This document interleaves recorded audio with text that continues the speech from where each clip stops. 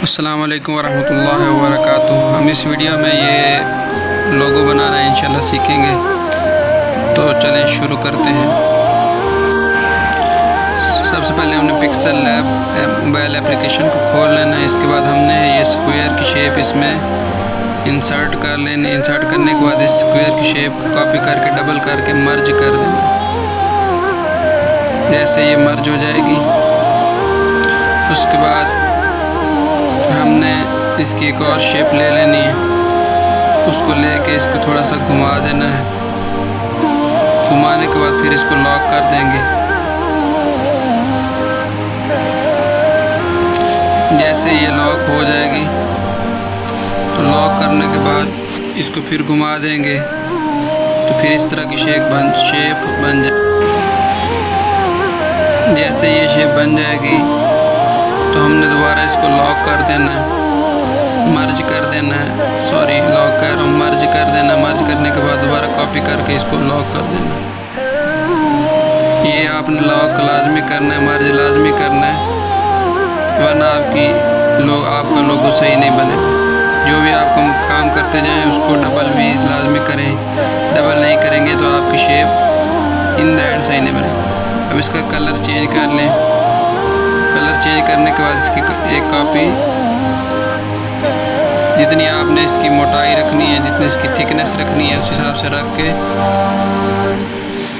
Adjust करने। क्योंकि ये दो शेप्स हैं, एडजस्ट करने के बाद जितने आपने इसकी किनारों की थिकनेस रखनी है, एडजस्ट करने के बाद जैसे ही आपने इसको एडजस्ट कर लेना है। एडजस्ट करने के बाद दोबारा इसको मर्ज कर लें।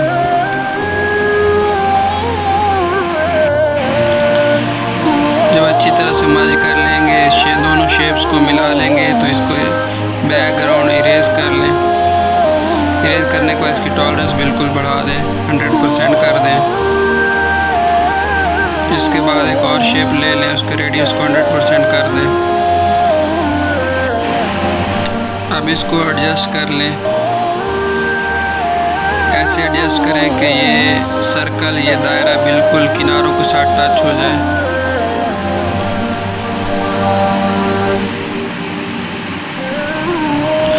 और इसकी शेप को बिल्कुल ओपेसिटी इसकी बिल्कुल 0 कर दें। और स्ट्रोक इसका थोड़ा बढ़ा दें। स्ट्रोक की वैल्यू देख लें कि आपने उतने ही स्ट्रोक रखना है जितना बहर वाले शेप का है। तो जैसे ये बिल्कुल सेटिंग हो जाएगी तो आपने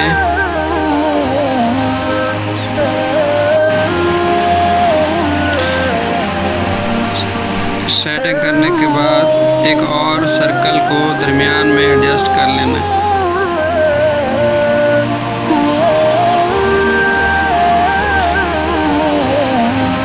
जितना आप उसके दरमियान फासला रखना चाहते हैं उतना आप रख लें।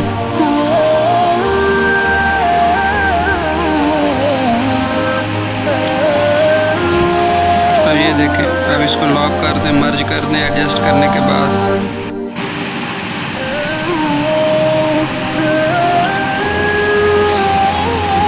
अब आपने क्या करना है,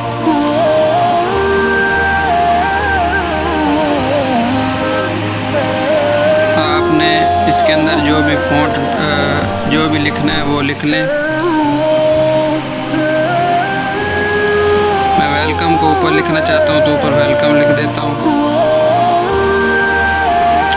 आप लिखने के बाद इसको एडजस्ट कर लें जिस तरह मैं एडजस्ट कर रहा हूँ।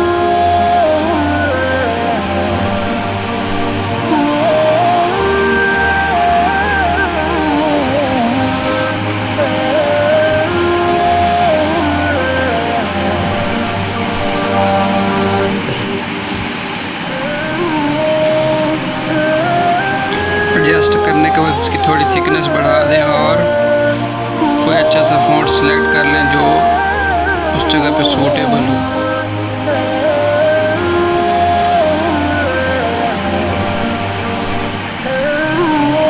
इसके बाद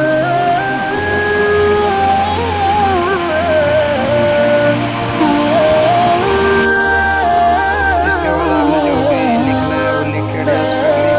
और ये फ़ॉन्ट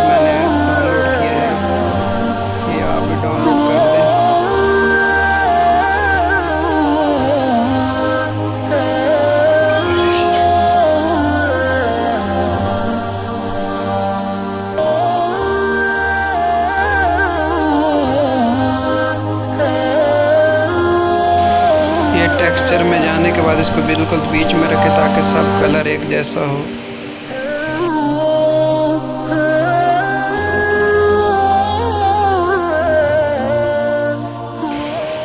अब इसको 3D कर लें, 3D शेप्स में जाके।